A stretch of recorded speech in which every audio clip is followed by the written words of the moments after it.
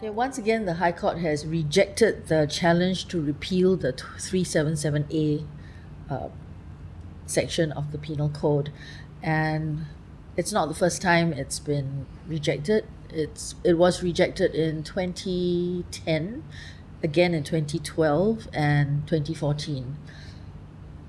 So, I guess the LGBTQ community needs to continue to fight. Do you think so?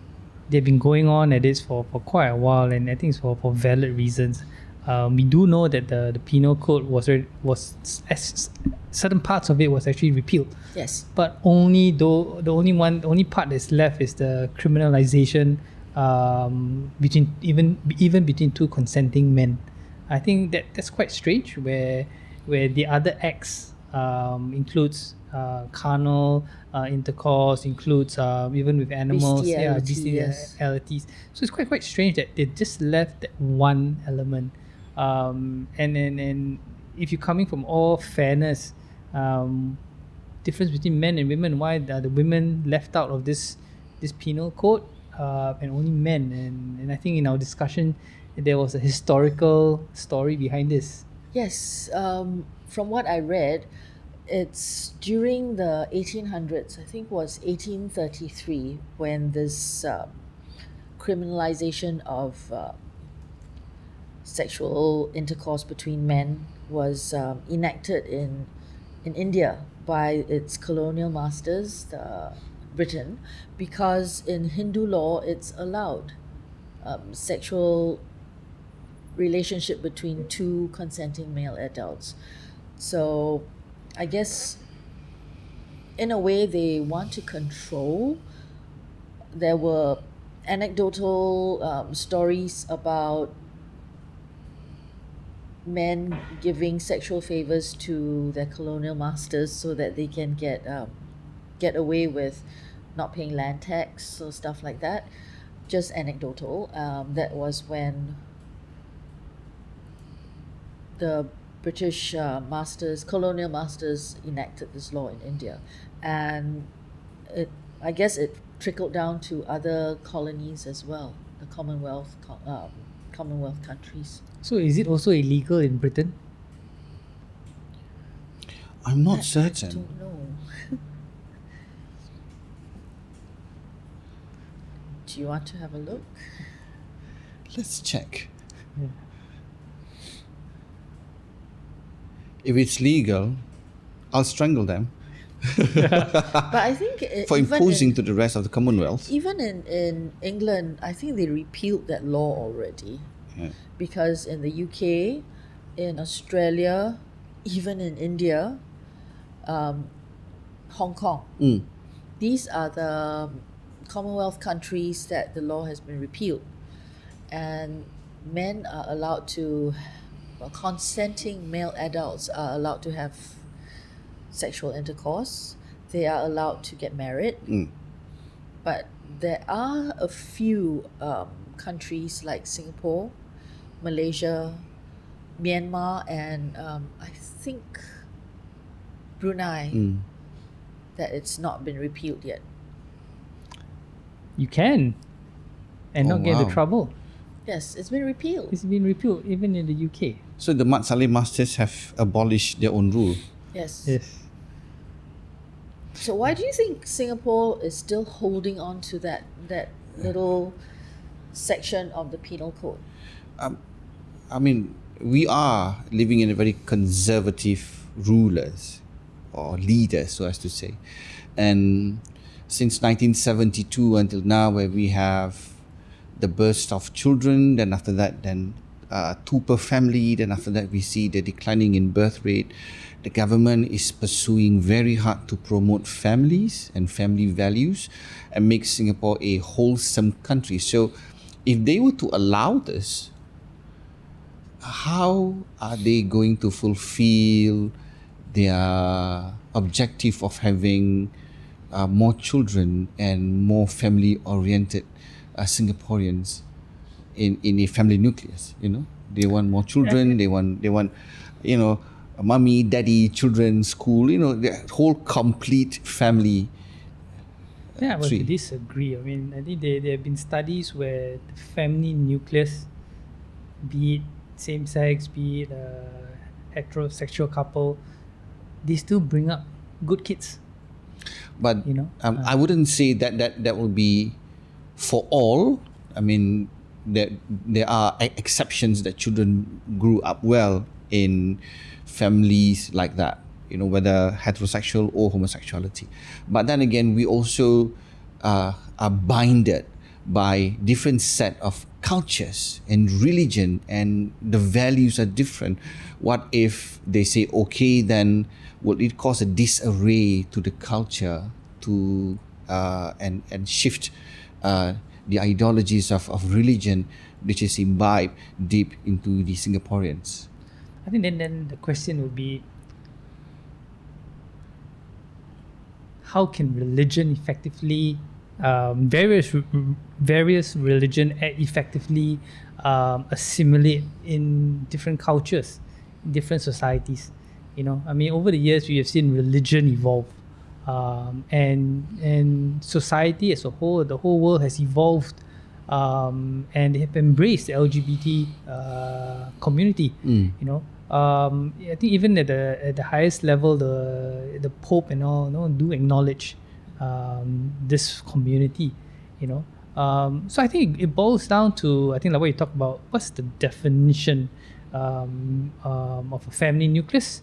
We talk about different religions playing a possible part in the government's decision, and the dangers of that lifestyle. You know, but these are just concerns. These are just rumors on the ground. But hearsays or on the ground. But the key thing now is, why don't we evolve? You know, and everyone evolve together. Religion, families, definition, as a society, because we have seen the world move forward. You know, True. Culture may evolve. Culture may change with times, but I have not seen religion adjusting to the progressive world. We are still deep rooted into values basic. I mean, there are religions who said no to this, and people are holding on to it, and to have the government for the longest time respecting all religions and their values, then you open up one door, or you might turn it into a floodgate.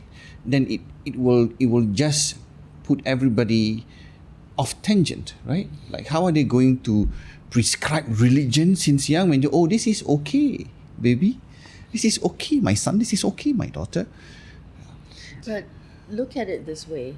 Singapore has always been into its science.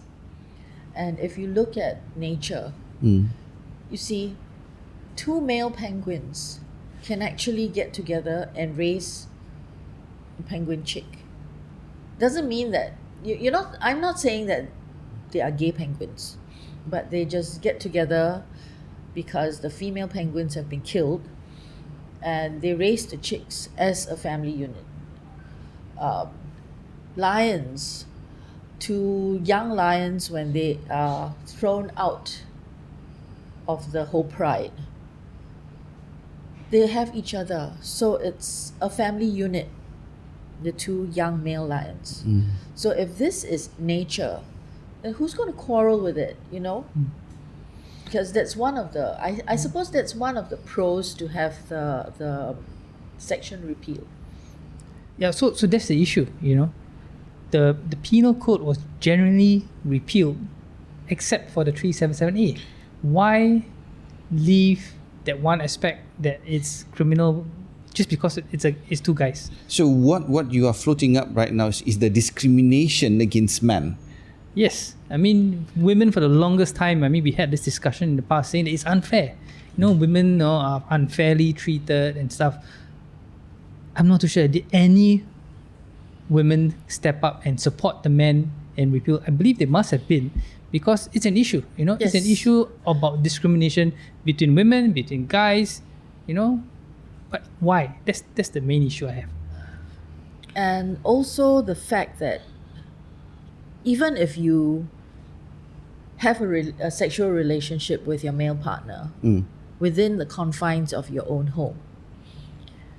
If somebody were to make a police report, you can be charged under that penal code.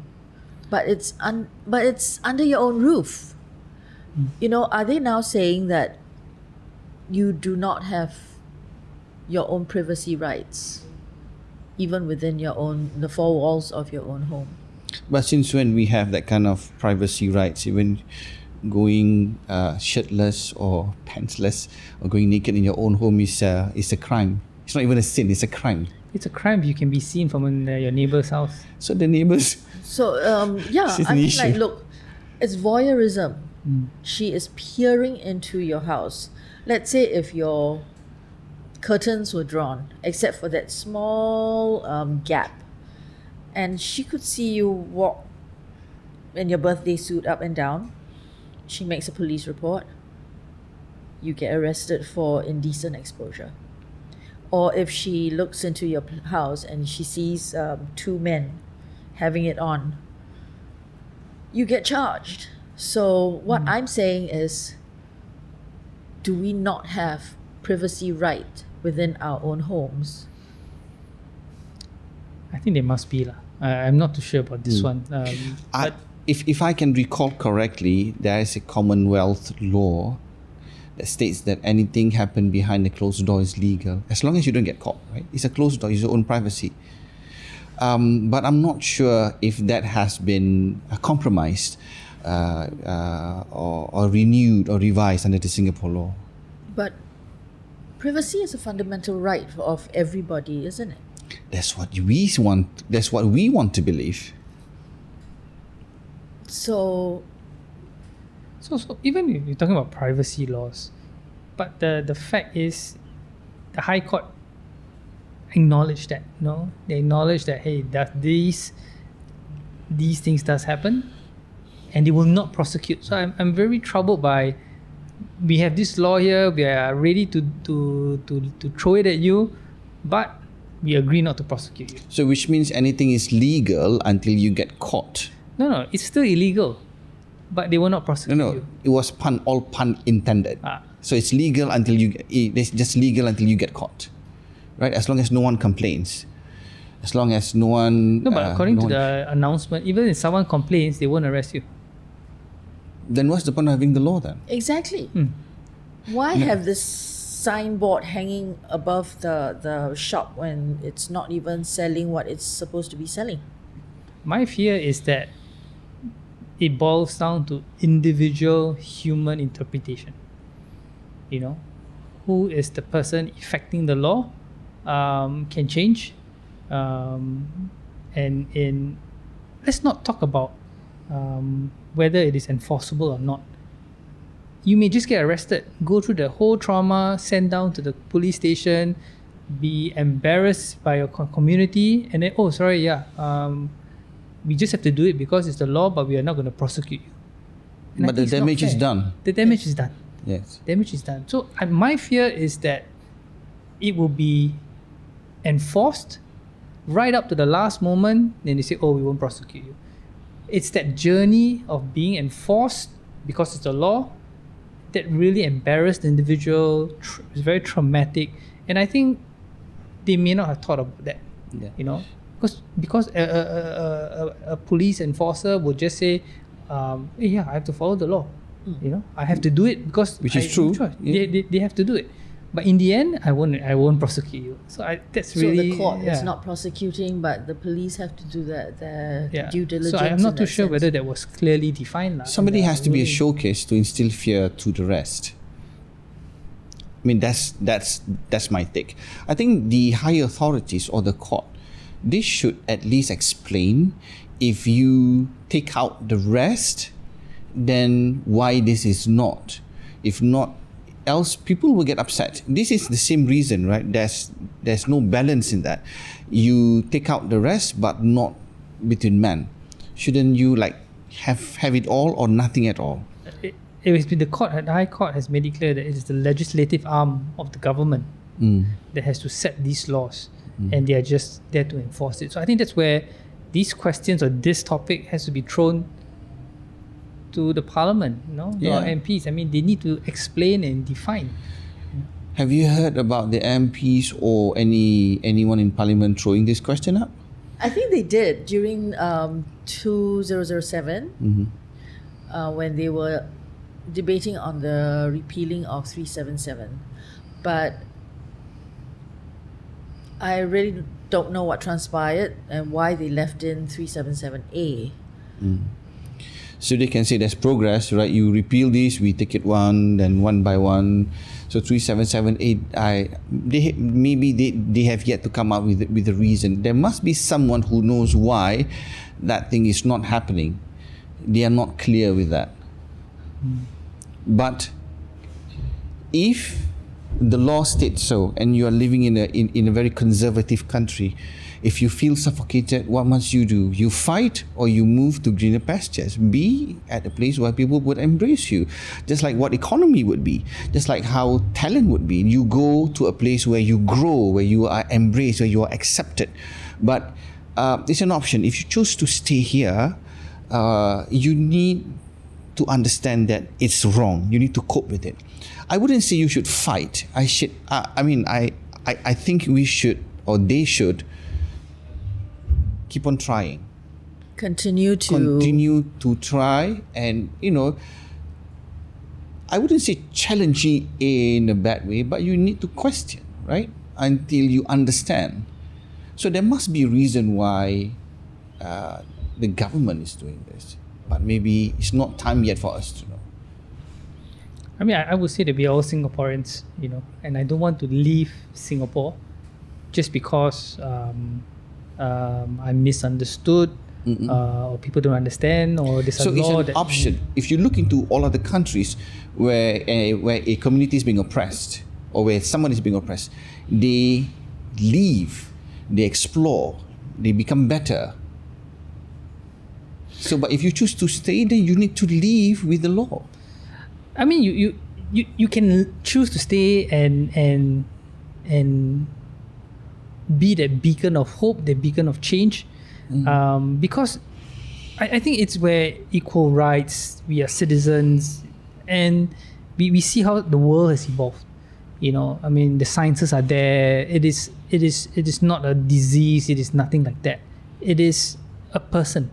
And they are all part of the community. We are all part of the community, and be it the government, be it laws, you must apply it to the whole country, the whole community, whole of Singapore fairly, And I think they worked really hard 4 times. Definitely, I believe there is going to be a 5th. But it's all about understanding. And being open to change. I mean, we have been brought up that the world is changing, economy. Singaporeans have been taught, you need to upgrade, you need to change, you need to prepare for digitization. But how about evolving how we live as individuals, how we see our neighbors, how we see another community? That's surprisingly not part of the agenda. The change, yes. Yeah, it's always been economic, but there is more to economic development. There is the soft aspects of society that I think maybe the government or maybe the leaders at hand are not looking at. Maybe they are not oriented in such a manner. I mean, it's all about business. It's all about economy. It's all about progress. Individual progress does not take first place. Right? You need to achieve this with us so that you will still have your jobs, blah, blah, blah, blah, blah, blah. I think that's where the concerns of But what makes you think that the LGBTQ community is not progressing? They are. It's just that Yes, I think they are it's- not being acknowledged. That's all. That's the problem. Yeah. I And think they're not what being he's- acknowledged or respected. Yeah, I think what he's saying is the government's plan is economic development. I think this boils down to everyone participating in economic development, True. no doubt. But my concern is the software. In the last few years, we have seen a lot of issues on mental health, people struggling, and we have a lot of discrimination, a lot of public outbursts of fights. I think that's where the software is lacking. So the key question, and a lot of people has been asking, is it economic growth at all costs? Cost to our individual, our sanity, and we as humans lah. That's a question I think hasn't been really addressed. I mean, the budget did. I was listening to the budget. They did talk about greater support for inclusion, greater support for sports, disadvantaged communities, but the fabric, the individual, how we perceive as individuals, Singaporeans, I don't think there's much effort there. We are looking out more. It has not trickled down to the minute details as yet. I think they have yet to have the capabilities to deep dive into the individuals. Correct. So it stopped at the community or the group per se. So we will help this group, but not deep down yet. So they believe that it is up to that level to assist. Yeah, I think that's where the question about the Singapore identity is very important. And I think this is a right opportunity, given that there's so much changing, the world is evolving, we are evolving, to really evolve holistically and have this soft aspect to be developed also. Then we can really stand out as a uniquely or truly Singapore identity, which we don't have now. I agree. Even the government cannot tell you what is a true Singapore identity. It's so diverse. They can't come up with 3 common noun or syllable for that. Right? So what's a true Singaporean? No one can really tell. Because the leaders do not know where to place us. There's so many things that they need to consider. Economy being the most important factor. Progress. What else? I mean, we used to be categorized by races. Yes, I think that needs to change. we still are. Yeah. If you look at the NRIC, it's still Chinese, there's still, Malay. Even though there is a change where they said, if you are now half Indian, half Chinese, you may choose to call yourself Chindian. Yeah. Yeah, but then it's still race. It's still being compartmentalized. Yes. I saw our neighboring countries race Indonesian. Immaterial your background. He doesn't look anything Javanese or anything Chinese or anything from any parts of the island. They're just Indonesian per se. Shouldn't that be the way? It's something that our leaders really need to consider. So take that bold step. I mean, I was quite happy for Christopher D'Souza in Parliament recently to say the 4G leaders need to start focusing on the leadership succession planning, and I think this should be on an agenda. Not only develop Singapore economically, but develop an identity. What and is not, truly not just looking at race or whether you're heterosexual. You just look at yourselves as Singaporeans. Singaporean who has a 3-generational family, or a Singaporean with his or her partner, Singaporean husband and wife with their 4 children. So it's still Singaporean. You don't have to, you don't have to say that, they're not heterosexual or they're not, and the definition of a family nucleus has to change. Yes. True. That But has the to 3 of us have very different definition of what is a Singaporean or a family nucleus, and how we should be in the next leap of Singapore progress. We have not come to one unified decision for that. It will take time, but I think the discussions need to start now. And to dovetail together with the succession planning, the leadership change, because the old Singapore playbook, I believe, doesn't work. It has worked well for us in the developing phase. As we move into the future, it's a lot more competitive, and competitive not internationally, but within society, because we see the struggles between races. We had Chinese privilege issues, we had other forms of discrimination, male, female. I mean, there's so many issues now. But if we only focus on economic and I think we will have a lot of social problems, a lot more than what we have now. I mean, we have major like gambling stuff issues, but the fabric, the families, may even spill over to religious tensions. I don't know, but of course, certain things like religious harmony, the ability to be able to practice religion openly, that could be a guide on how we are more open to various communities.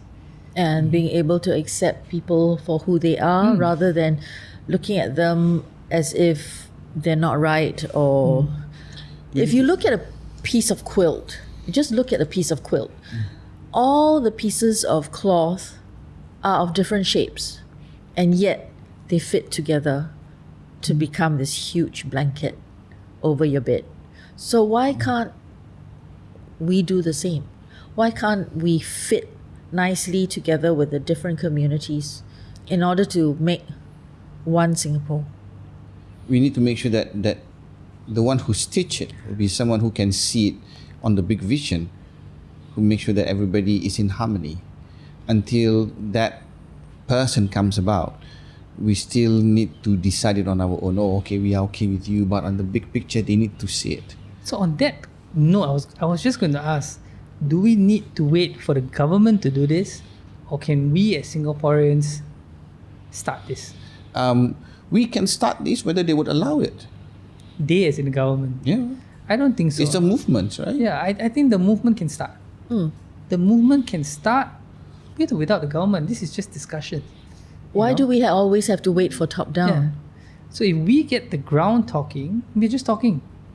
And we are building that bonds together, learning to understand each other.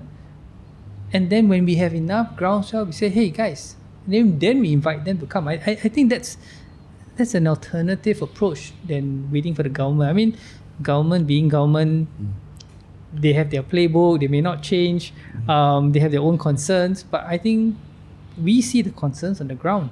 And I don't see why we cannot. And perhaps once when we are able to have this, our own playbook, then maybe with acceptance, the law maybe just be repealed. Could be, but then again, they still need to keep on trying. And whether we ourselves will be able to embrace all these new changes, all these differences between us. It does not matter whether you are with whom you are with. I will accept you, embrace you the way you are. We ourselves need to get rid of our own prejudices towards the next person. I think the change would be refreshing. Yes, definitely. I think it would be refreshing. I mean, it's the ability for someone to accept someone, something, some experience. The acceptance goes a long way. And you break down so much barriers, so much hatred. Just being able to accept. You don't have to agree. You just have to accept, To quote Shakespeare, if you cut all of us, do we not all bleed? On that note, thank you.